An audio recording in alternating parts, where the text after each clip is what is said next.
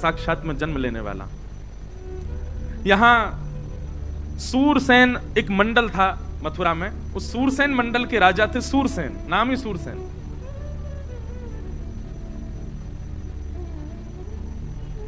उनके पुत्र का नाम था वसुदेव और उग्रसेन के पुत्र, मथुरा के राजा उग्रसेन के पुत्र का नाम था कंस।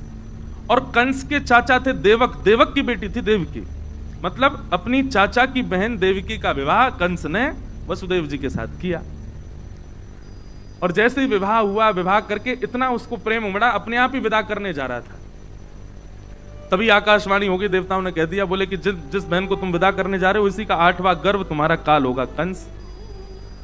मृत्यु की बात पता चलते ही कंस ने अपनी बहन, कभी कभी मैं एक मन में विचार करता हूं, हमें भी अगर पता चल जाए कि कोई बहुत घनिष्ठ है और उससे हमारी मृत्यु होने वाली है तो हम दूर रहेंगे कि नहीं? कंस का बेचारे का दोष था, लेकिन हम लोग भी ऐसे ही हैं। हमको भी पता चल जाए, ज्योतिषी बता देते हैं पानी से दूर रहना, तुम्हारी पानी में मृत्यु होगी, वो व्यक्ति पानी में जाता ही नहीं है। तुम्हारी ऊंचाई से मृत्यु होगी तो वो ऊंचाई पे ही नहीं जाता।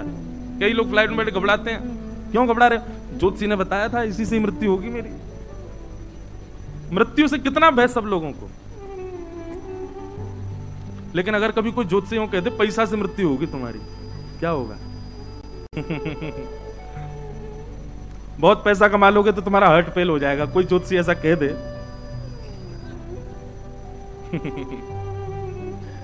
व्यास मंच पे बैठ करके भी ऐसी ऐसी बातें मन में आती हैं। कोई कह दे बहुत खाने से मृत्यु होगी तुम्हारी, ले बेटा अनशन पे बैठे हैं। मृत्यु से बचने के लिए आदमी कुछ भी कर सकता है, वो मृत्यु नहीं पाना चाहता बस। लेकिन राक्षसत्व जब चित्त में आ जाता है तो मृत्यु जिससे हो उसको नष्ट करने की भावना आती है। ये राक्षस करते हैं।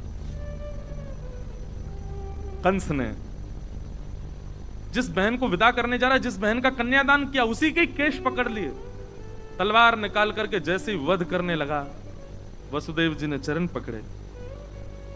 इससे तुम्हारा काल नहीं है, इसके पुत्रों से काल है। मैं वचन देता हूं जितने बालक होंगे सब तुमको दूंगा, तुम चाहो तो हमको बंदी बना लो, हम कहीं नहीं जाएंगे। वसुदेव जी की बात पर विश्वास करके, प्रसंग तो बहुत बड़े हैं, वसुदेव और कंस का इतना सुंदर संवाद है, लेकिन वो बहुत ज्ञान का विषय हो जाएगा। कंस ने कहा मुझे आपकी बात पर भरोसा है, वचन दीजिए जितने बालक होंगे सब मुझे देंगे आप। जी निश्चित। अब कथा ऐसी आती कि प्रथम पुत्र जब हुआ तो लेकर के वसुदेव जी जैसे कंस के पास गए तो कंस के हृदय में करुणा आ गई। कंस बोला अरे मेरा भांजा है, मेरी बहन का बेटा है और पहला बालक है, इसको आप रख लो। मेरा शत्रु तो 8वां बालक है, इससे मुझे भय नहीं है, इसको ले जाओ। तो जैसे ही वसुदेव जी ले जाने लगे, अच्छा देखो देवता जरूरी ऐसा नहीं है सारे काम अच्छे ही अच्छे करते हैं, कभी कभी बिगाड़ते भी हैं कामों को। देवताओं ने कहा बोले नारद जी कंस की बुद्धि तो हमको सुधरी सुधरी सी दिखाई दे रही है, और कहीं कंस से सुधर गया तो भगवान अपना आना स्थगित ना कर दें, आप जाके इसकी बुद्धि बिगाड़ो। और नारद जी ने आकर के कंस से कहा बोले अरे तुमने पहले बालक को क्यों छोड़ दिया? बोले 8वां बालक काल है ना। बोले कि पहले से 8वां कोई भी मार सकता है तुमको। कंस की बुद्धि बिगड़ गई महाराज, 6 बालकों को कंस ने मार दिया और 7वें बालक के रूप में स्वयं श्री बलराम जी महाराज पधारे। आप शेषनाग के अवतार हैं। आपका आगमन जैसे ही हुआ, भगवान ने योग माया, जिन्हें हम देवी भद्रकाली आदि आदि रूपों से नाम जानते हैं, इनको ही माया कहते हैं, योग माया। योग माया को भगवान ने आज्ञा की कि हमारे मां के गर्भ में जो 7वां बालक है ये शेषनाग हैं, इनको स्थान स्थिरित करो। और 7वां बालक जो है कुछ माह देवी की मैया के गर्भ में रहने के बाद रोहिणी मैया के गर्भ में स्थगित हो गया। और कंस को यह समाचार मिला कि 7वां बालक तो गर्भ में ही नष्ट हो गया। अब आ रहे हैं 8वें बालक। कंस ने महाराज सेना बढ़ा दी, ताले बढ़ा दिए, सब व्यवस्था कर दी, कहीं से भी बच के भागने ना पाए। जिस दिन से ठाकुर जी गर्भ में आए, देव की मैया इतनी सुंदर लगती हैं, इतनी प्यारी लगती हैं। भागवत में वर्णन है कि कंस कभी कभी देखने के और मंत्रियों से कहता है, पहले ही बताता है कि मैं देवकी के पास जाऊं तो मैं सौम्य हो जाऊंगा, मेरे नेत्रों में आंसू आ जाएंगे, करुणा, तुम मुझे खींच लाना वहां से। पता नहीं देवकी का स्वरूप कैसा हो गया है, मेरे हृदय में बड़ी भावना उत्पन्न होती है उसके लिए। भैया जिसके चित्त में ठाकुर जी होते हैं ना, उसकी वाणी, उसकी उपस्थिति, उसका दर्शन आपको भावुक कर देगा।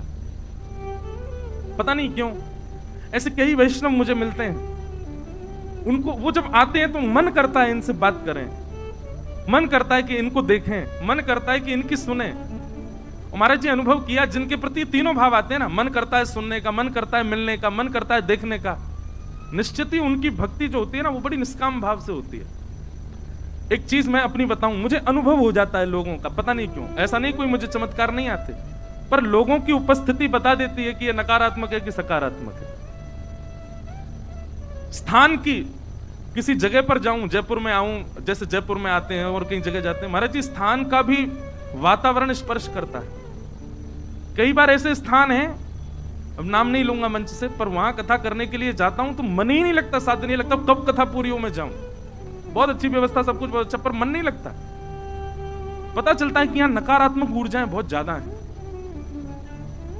जैसे विदेश में हमने नियम बना लिया, महाराज जी घूमने जाते हैं, कथा नहीं करते। क्यों? वहां कथा होती ही नहीं है, भाव प्रकट ही नहीं होता। जिस भूमि पर असंख्य मात्रा में लाल जी की प्यारी गैया को खाने वाले रहते हैं, वहां ठाकुर जी की लीला कैसे कही जाए? ऐसे भाव आते हैं कई बार। भारत में भी कई स्थान है, पता नहीं क्यों जयपुर में मन लगता है, बड़ा आनंद आता है। और जयपुर में चलो ये तो पंडाल की कथा है, और भी कथा है, पर वो कनक वृंदावन, हमारे पुराने गोविंद देव जी का जो भाव है ना, वो मेरी पूरे जीवन काल की सबसे सुंदर जगह कथा की। वहां के ठाकुर जी भी बड़े अद्भुत हैं, उनका दर्शन करके इतना आनंद आता है, ऐसे प्यारे लगते हैं। श्री गोविंद देव जी 7 वर्ष लगा करके वृंदावन से आए जयपुर में, 7 साल चलते ही रहे, कभी कहीं कभी कहीं कभी कहीं, वहां आकर के विराजे, और वहां से फिर अपने निज महल में पधारे। तो कुछ स्थान है वहां का जो ऊर्जा है वो स्पर्श करती है, व्यक्ति की ऊर्जा स्पर्श करती है। हम क्षमा कीजिएगा, दोष बुद्धि से नहीं, पर पैर छूने को मना क्यों करते हैं? नहीं मानते आप लोग। कई बार महाराज जी आप तो भाव से छू रहे हो, पर आपकी देखा देखी कोई व्यक्ति ऐसा भी है उसका भाव नहीं है, वो जबरदस्ती छू रहा है। स्पर्श से भी मन में आए हुए सारे भाव नष्ट हो जाते हैं। कई बार ऐसा होता है कि बड़े भाव से मैं गाड़ी से उतरा, लेकिन किसी का स्पर्श ऐसा हो गया कि मैं मंच पे आते सब भूल जाता हूं, और कथा में मन ही नहीं लगता 3 घंटा। इसलिए हमने कथा में आने से पहले मना किया कि कोई छुओ नहीं। उस समय भाव बहुत जल्दी नष्ट होते हैं। अब ये क्यों होता है पता नहीं, पर जिसके चित्त में ठाकुर जी हूं उसको देखने का, उसके पास बैठने का, उससे वार्ता करने का मन होता है। कई लोग होते हैं अपने आप को भगत बताते हैं, पर उनके पास बैठने से ऐसा लगता है बैटरी लो हो रही है क्या, जल्दी जाए यहां से। कई लोग ऐसे होते हैं, क्षमा करना। तो कंस की स्थिति क्या हो गई? राक्षस है लेकिन रोज देवकी को देखता है, और देवकी जी को देख करके उसके नेत्र सजल हो जाते हैं, मन में भाव आ जाता है, मुस्कुराने लगता है, प्रेम। पहले ही बोल के आता मंत्रियों को, जैसे मैं रोने लगूं मुझे खींच लाना वहां से। पता नहीं क्या हो गया, देवकी को देख के बड़ा भाव आता है। तो मंत्री बोले इसके गर्भ में मायावी बालक है, वो आपको दयालु बना रहा है ताकि आप उसको ना मारो और वो आपका वध कर दे। बोला हाँ सही कह रहे हो तुम, यही बात है। भादों का महीना, और जैसा कल मौसम था ना, बिल्कुल वैसा ही मौसम था। मंदम मंदम जलधरा, मंदम मंदम जलधाराएं गिर रही हैं। भागवत जी में वर्णन है कि पवन जो है ना, वायु जो है, वो मंदिराचल पर्वत के पास गई, और मंदिराचल पर्वत पर प्रकट हुए असंख्य चंदन के वृक्षों से सुगंधियां लपेट करके वायु पूरे विश्व में बह रही है। मतलब सबको इतना इतना सुख मिल रहा है, जिस किसी को भी वायु स्पर्श करती है उसके रोंगटे खड़े हो रहे हैं। सबको आज चैन की निद्रा आ रही है, सब आज बड़े आनंद में, बड़े सुख में हैं। कोई भी चिंतित नहीं है, आज सब गहरी निद्रा में चले गए हैं। पूरा विश्व आज अत्यंत आनंद और प्रसन्नता का अनुभव कर रहा है। भादों का महीना, अष्टमी तिथि, मंदम मंदम जलधरा, जलधारा मंद मंद गिर रही है, और तभी चंदन की सुगंधी से पूरा विश्व महकने लगा। कंस के कारागृह में, मथुरा में, देवकी मैया और वसुदेव जी हाथ जोड़ करके भगवान की प्रार्थना कर रहे हैं, और तभी देवकी मैया के गर्भ से एक दिव्य तेज प्रकट हुआ, अद्भुत तेज प्रकट हुआ, और उस तेज पुंज के विश्राम होते ही शंख चक्र गदा पद्मधारी श्रीमन नारायण श्री बालकृष्ण प्रभु प्रकट हो गए। बोल बालकृष्ण लाल की। सब लोग हाथ जोड़ो, नेत्र बंद करो। पहले हम श्लोक बोलेंगे, फिर उस श्लोक की व्याख्या करेंगे, जो व्याख्या हम करेंगे वो चित्र आपको अपने मन में बनाना है। तमद्भुतम बालकमंबुजे क्षणम चतुर्भुजम शंख गदायुधायुधम श्रीवत्सलक्ष्मं कलसौभकौस्तुभम पीतांबरम सांध्रिपयोधसौभगम। अब अपने चित्त में दर्शन करो, ठाकुर जी की प्रकट होते ही झांकी कैसी है। तो कह रहे हैं तमद्भुतम बालकम, ठाकुर जी छोटे से बालक ही हैं लेकिन अद्भुत बालक हैं। बोले भैया अद्भुत बालक कैसे हो गया? बोले क्योंकि ठाकुर जी की 2 भुजाएं नहीं थी जब प्रकट हुए, 4 भुजा वाले ठाकुर जी प्रकट हुए। और अद्भुत बालक क्यों है? बोले 4 भुजाएं भी खाली नहीं है, शंख चक्र गदा पद्म गर्भ से ही लेकर के ठाकुर जी प्रकट हुए हैं। बिल्कुल भी बड़े ठाकुर जी के स्वरूप का चिंतन मत करना, छोटे से लाल जी ही चतुर्भुज रूप में हैं। शंख चक्र गदा पद्म हाथ में धारण किया है।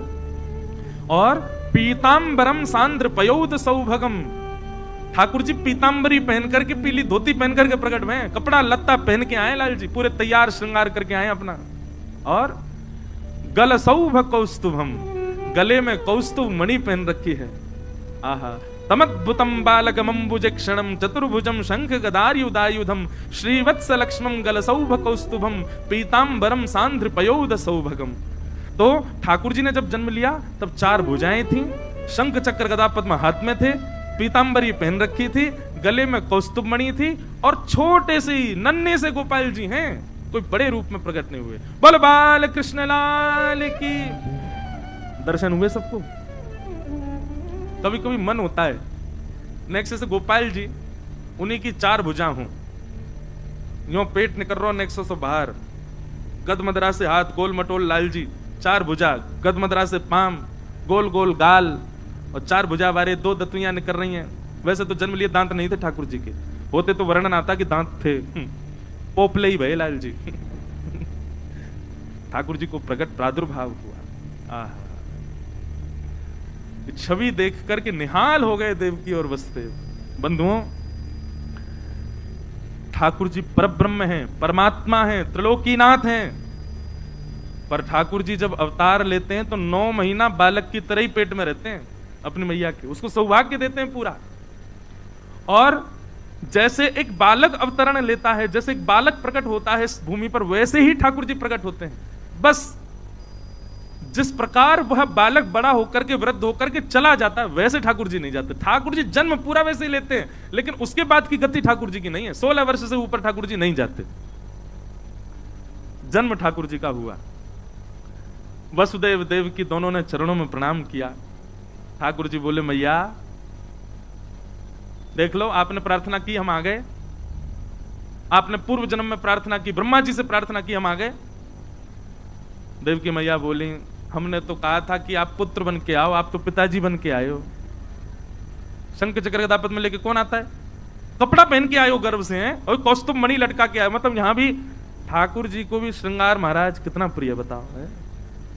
दुनिया के लोग यूं सुनने में आता है कि किसी के अंतिम संस्कार में बताओ श्रृंगार करके गया, किसी का यूं सुना श्रृंगार करके ही प्रकट हुआ। ठाकुर जी हुए श्रृंगार करके प्रकट हुए। बोले मैया हम तो शंख चक्र गदा पद्म इसलिए लेके आए, एक मामा कंस जन्म लेते ही मार देता है, इसका वध कर देंगे। देवकी मैया बोली वध तो ठाकुर जी आप चाहो तो कंस का जन्म ही ना हो, वध तो बहुत दूर की बात है, ये सब आपकी लीला है। कृपा करके एक मां को जो सुख होता है बालक को जन्म देने में, वो सुख मुझे प्रदान करो। मां का सबसे बड़ा सुख क्या है? जन्म लेते ही बालक उसके हृदय से लगा दिया जाए, और फिर मां अवकाश पाते ही अपना पयोधर बालक को पिलाए। ठाकुर जी वही तो सुख है। मेरे 7 बालकों को कंस ने मार दिया, 6 बालक मार दिए, 7वें का जन्म ही नहीं हुआ। मैं यह सौभाग्य प्राप्ति नहीं कर पाई कि अपने बालकों को अपना पयोधर पान करा सकूं। कृपा करके आप परब्रह्म मेरे यहां पुत्र बन के आए हो, छोटे से बालक बन जाओ, मुझे अनुभव करा दीजिए ना कि हाँ सच में आप बालक बन के आए हैं, मेरा पयोधर पान कर रहे हैं। ठाकुर जी बोले मैया 2 भुजा अंतर ध्यान कर देंगे, लत्ता कपड़ा सब उतार देंगे, बालक बन जाएंगे, लेकिन फिर याद रहे लीला करने के लिए फिर हमको समय चाहिए। 11 वर्ष 56 दिन के लिए हमको ब्रज भेजना, लीला करके बढ़िया माखन मिश्री खा के गोप ग्वालों के संग आनंद करके फिर आएंगे। 11 वर्ष का प्रतीक्षा करनी पड़ेगी, तब आकर के हम महाराज कंस को वध करेंगे। मंजूर हो तो बताओ। 2 ऑप्शन दिए ठाकुर जी ने, या तो हम अभी कंस को मार करके अभी चले जाते हैं लीला पूरी करके, या फिर पूरी लीला विस्तृत करें और 11 वर्ष 56 दिन का आपको वियोग सहना पड़ेगा। तो बताओ, तो मैया ने दूसरा भाव अपनाया, बोले क्षण भर का संयोग मिले, उसके बाद भले ही 11 वर्ष का वियोग मिले, कोई दिक्कत नहीं, आप गोद में आओ। ठाकुर जी ने अपनी 2 भुजा अंतर ध्यान कर ली, कौस्तुभ मणि अंतर ध्यान कर ली, और बताएं आज हरि देखे नंगम नंगा, सब वस्त्र उतार करके देखो खुद ही लेट गए, और लेट करके दोनों भुजा और हाथ उठा के रोने लगे, बन गए बालक। देव की मैया ने अब जन्म लेकर के और अब तक का जो बीच का जितना भी भाव था, ठाकुर जी ने अपनी माया से सब अंतर ध्यान कर दिया। मैया को याद ही नहीं है, मैया को लगा अभी अभी बालक प्रकट हुआ है। तुरंत अपनी गोद में लेकर के अपने पयोधर का पान कराया, बहुत रुदन किया देव की मैया ने। ठाकुर जी कोमल कोमल हाथों से मैया के वक्ष का स्पर्श कर रहे हैं, कोमल कोमल भुजाओं से मैया की थोड़ी का स्पर्श कर रहे हैं। मैया अपनी अंक में भर के लाल जी को दुग्ध पान करा रही है। ठाकुर जी ने पहले ही आज्ञा कर दी थी कि हमको ब्रज ले जाना। वसुदेव जी ने पूछा कैसे लेके जाना, बोले जैसे ही हम बालक बने, ये सूप है इसमें हमको बिठा देना, लेकर के सीधे ब्रज चलना। तो वसुदेव जी बोले इतने सारे सैनिक ताले लगे हैं, कैसे लेके जाऊंगा। ठाकुर जी बोले मेरी शरण ग्रहण कर लो, बंधन छोड़ने की जिम्मेवारी मेरी। लोग कहते हैं, पहले बात सुना करो यार, पहले ताली बजा देते हो। लोग कहते हैं बंधन बहुत है, कैसे ठाकुर जी की शरण में जाएं। ठाकुर जी कहते हैं बंधन छोड़ के मेरी शरण में आने की प्रतीक्षा करोगे कभी नहीं आ पाओगे, बंधन सहित आ जाओ। बंधन तोड़ने की जिम्मेवारी हमारी है, बंधन खोलने की जिम्मेवारी हमारी है। कई लोग हैं कथा में नहीं आए, महाराज जी ऑफिस है, ये है वो है। आपको पता है हम अभी ऑस्ट्रेलिया गए, कम से कम 5-6 लोगों को फायर करवाया है उनके ऑफिस से, निकाल दिया लोगों उनके सर। आप कहोगे ये क्या करो, मैंने कुछ नहीं किया। अब हम मिलने का समय रखते मंडे ट्यूसडे, उनके होते ऑफिस, अगले दिन हमको निकल जाना। बेचारे सब अपने ऑफिस से झूठ बोल बोल के आते, आकर के मिलते। 2-3 लोग तो नाचते हुए आए। मैंने क्या हो गया, बोले आज महाराज जी 6 साल से जॉब कर रहे थे, आज निकाल दिया हमको। मैं तो नाच क्यों रहे हो, बोले आप ही तो कहते हो बंधन ठाकुर जी छुड़ाते हैं। मैंने कहा भैया रोजी रोटी कौन चलाएगा तुम्हारी। तो ठाकुर जी कहते हैं बंधन की चिंता मत करो, मेरी शरण ग्रहण करो, बंधन तोड़ने की जिम्मेवारी हमारी। वसुदेव जी ने जैसे ही ठाकुर जी को गोद में लिया, हाथ की हथकड़ियां खुल गईं, पैरों की बेड़ियां खुल गईं। ठाकुर जी को सूप में बैठा करके जैसे सिर पर धारण किया, चट चट चट सारे ताले खुल गए। सैनिक गहरी नींद में सोए हैं। भगवान बोले सारे बंधन खुल गए, लेके चलो हमको। और वसुदेव जी धीमी चाल से ठाकुर जी को लेकर के चल रहे हैं महाराज। आहा, जैसे ही ठाकुर जी बाहर पधारे मथुरा के कारागृह से, आकाश में देवता खड़े होकर के भगवान का दर्शन करें और देवताओं ने स्तुति गाई। सत्यम व्रतम सत्य परम त्रिसत्यम सत्यश्च योनिम निहितम च सत्ये सत्यस्य सत्यामृत सत्य नेत्रम सत्यात्मकम त्वाम शरणम प्रपन्ना। ध्यान पूर्वक हम दोबारा ये श्लोक बोलेंगे, गिनती करना कितनी बार सत्य आया, काउंट करो। सत्यव्रतम सत्य परम त्रिसत्यम सत्यश्च योनिम निहितम च सत्ये सत्यस्य सत्यामृत सत्य नेत्रम सत्यात्मकम त्वाम शरणम प्रपन्ना। कितनी बार सत्य आया, कितना? यहां वाले ने गिनती ही नहीं करी, कितना आया बताओ? 9 बार, 12 बार? यहां वाले एक साथ बोलो कितनी बार? 12 बार? 11 बार? आप लोग बताओ क्या बोल रहे हैं महाराज जी? हैं? क्या कह रहे हैं? अच्छा पड़ोसी ने बोल दिया तो हम क्या बताएं? पड़ोसी कछू भी कह दे तुम कछू मत करी हो। कितनी बार है?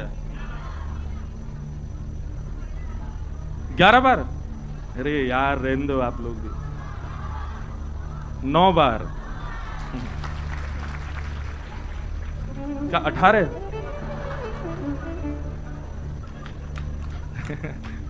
गिनती करो।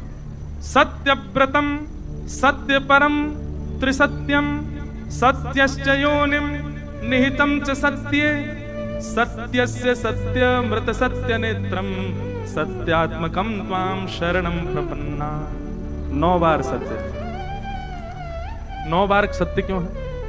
सबसे बड़ा अंक है 9, 9 से बड़ा अंक नहीं है। और 9 बार सत्य कहकर के मानो देवताओं ने कह दिया केवल आप ही सत्य हो।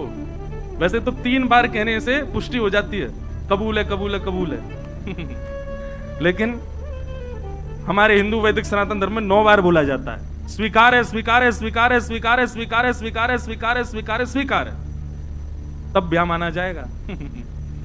यहां 9 बार सत्य कहा ठाकुर जी को, और 9 बार कहकर के मानो पूरे विश्व को बता दिया यही बाल कृष्ण सत्य पर ब्रह्म है, इनके अलावा कोई पर ब्रह्म नहीं है।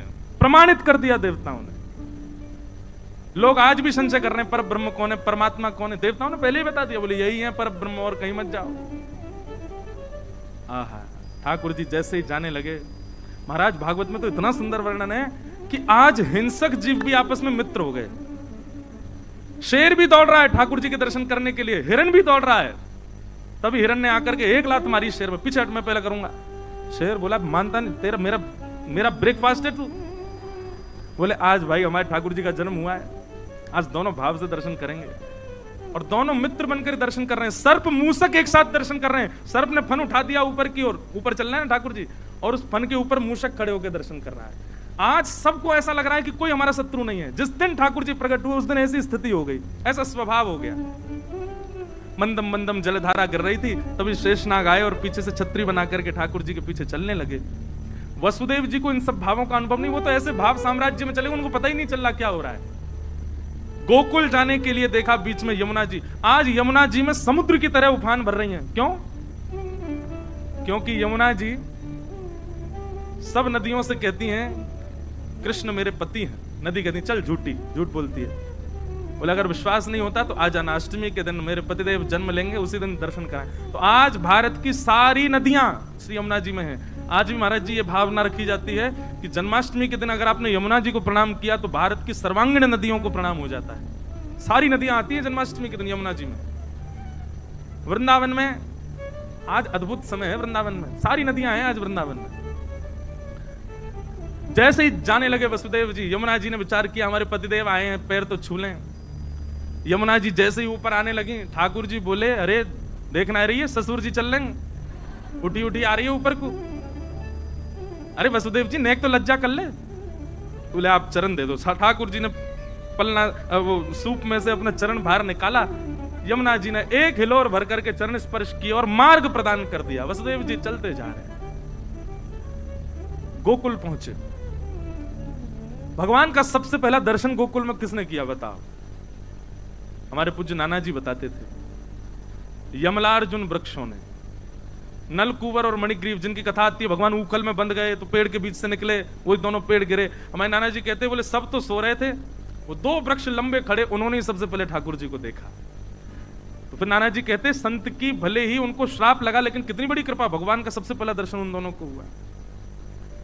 वसुदेव जी गए और जाकर के, अब देखो कथा बहुत बड़ी हो जाएगी, बहुत सारे भाव हैं हमारे अंदर। तो अब एक भावना तो ऐसी भी है कि यशोदा मैया ने एक नहीं 2 बालकों को जन्म दिया है। ट्विंस हुए यशोदा मैया के, एक लाली और एक लाला। और जो लाला जन्म लिए हैं वो कौन है? वही नंदनंदन श्री कृष्ण है।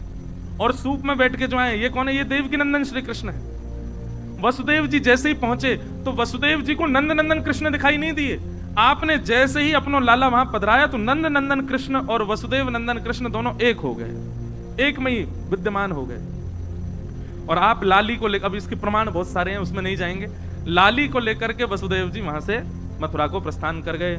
मथुरा जाकर के जैसे ही पहुंचे, बालिका ने रोना प्रारंभ किया। कंस की निद्रा खुल गई। आकर के उसने बालिका को जैसे ही पटका, अष्टभुजी देवी भद्रकाली प्रकट हो गई। विंध्यवासिनी मैया विंध्याचल में विराजमान है, भगवान की बहन है वो। उन्होंने कंस को बताया कि भाई तुम्हारे शत्रु ने तो ब्रजमंडल में जन्म ले लिया है, अब यहां कंस को करने दो, आप जो कर रहा है, हम चल रहे हैं गोकुल। 80 बरस के है गए नंद बाबा। कितने बरस के? अभी तक लाला नाय भयो। पर पतो ना क्यों अब की बार सबन को ऐसा लगन लगो कि अब के लाला होएगो, अब के तो नंद बाबा के लाला होएगो ही होएगो। आहा, नंद बाबा की 2 बहन है, नंदा और सुनंदा। दोनों 6 महीना थी डेरा डाल के पड़ी हैं वहीं पे। जब तो पता चलिए भाभी हमारी गर्भ से हैं, तब से वहीं पड़ी हैं। क्यों? अब के लाला होएगो तो भैया नवलखा हार प्रदान करेंगे। सेवा कर रही हैं खूब नंदरानी यशोदा की। आज सुबह को समय है गयो, सूर्य उदय है गयो, लेकिन अभी तक यशोदा मैया उठी नहीं। जो ब्रह्म मुहूर्त में उठ जाए अभी तक ना जगी। नंदा सुनंदा दोनों ने प्रवेश किया और जैसे ही भीतर प्रवेश करके देखो तो महाराज यशोदा मैया के बगल में नेक सो लाला मुख तक चदरिया ओढ़े और कुल बुलाए रहे हो है। क्या कर रहे हो है? कुल बुलाए रहे हो। कुल बुलाए नो मतलब अपने हाथ पांव चला रहे हो और मुख से ऐसी आवाज, छोटे छोटे बालकों की आवाज आती ना, ऐसी थोड़ी थोड़ी आवाज कर रहे हैं। ठाकुर जी बेचैन हो रहे हैं। और लाल जी हैं कैसे? बोले ऐसे लग रहे हैं मानो जैसे कोई नीली मणि रखी हो। ठाकुर जी का बहुत दिनों तक जब नामकरण संस्कार नहीं हुआ तब तक यशोदा मैया नीलमणि कह करके पुकारती, नीलमणि। नंदा सुनंदा ने जाकर के जैसे देखे, ओरे भैया हमारी भाभी के तो बालक भयो है, लाला है कि लाली? न देखो तो। सुनंदा बोली अब बात का फर्क पड़े, कोई भी हो।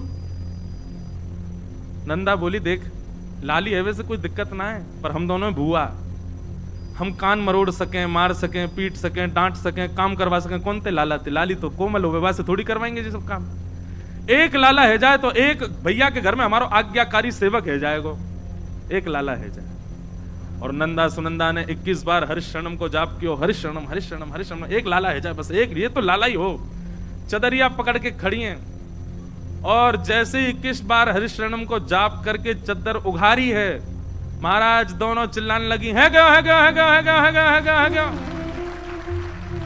तभी एक दूसरे को मुख बंद को, चुप अभी हल्ला मत करे, सबसे पहले ये खबर जाके नंद बाबा को सुनाएंगी। बोले नंद बाबा कहाँ हैं? बोले गौशाला में बैठे हैं, जाप कर रहे हैं। अभी तो भयो ना है, अभी तो भयो ना है, अभी तो भयो ना है, अभी तो भयो, जन कब होएगो? पूरी माला करते हैं, अभी तो भयो ना, सुमेरु पे कहें जाने कब होएगो।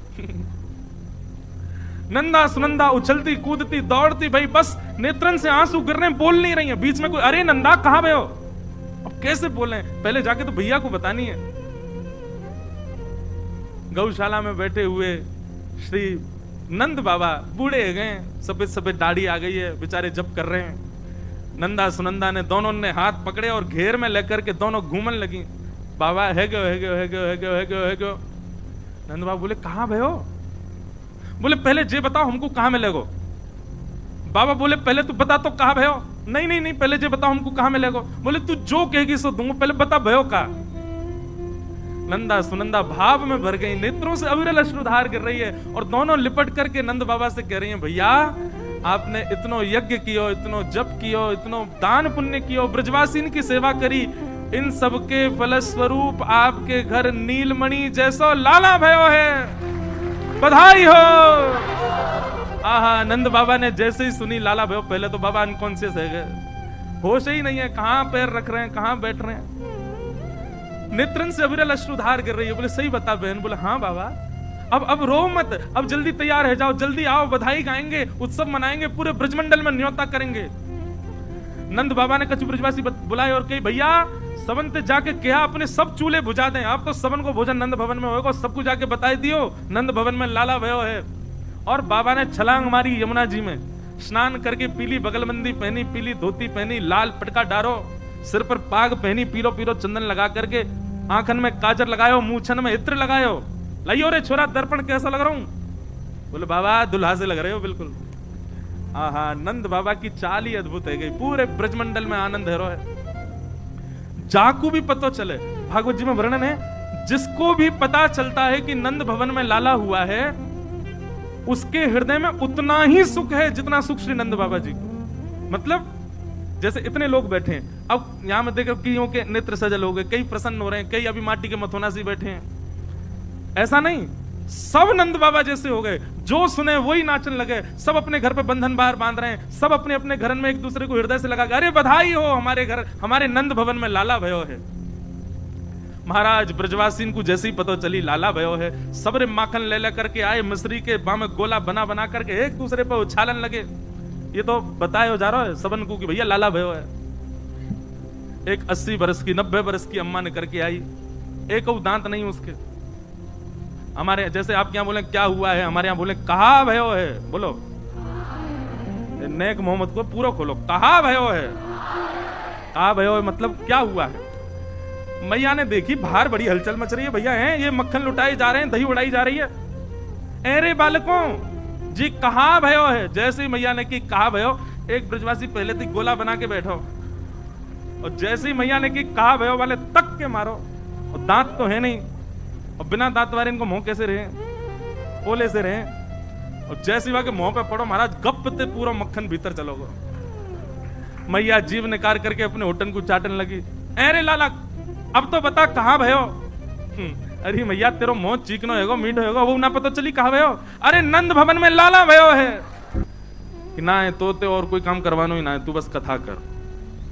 और ऐसे सुंदर ठाकुर जी महाराज जी मलुकपीठ वाले महाराज जी एक बात कह रहे थे, मैंने अपने पिछले जन्मदिन पर महाराज जी का चातुर्मास वृंदावन में था, तो मैं महाराज जी को सुबह नियम है कि जिस दिन जन्मदिन है उस दिन सबसे प्रथम दर्शन श्री राधा रमण जी का, जाते ही सबसे पहले राधा रमण लाल जी को देखेंगे, उसके बाद यमुना जी उनको प्रणाम, ब्रजमंडल के हमारे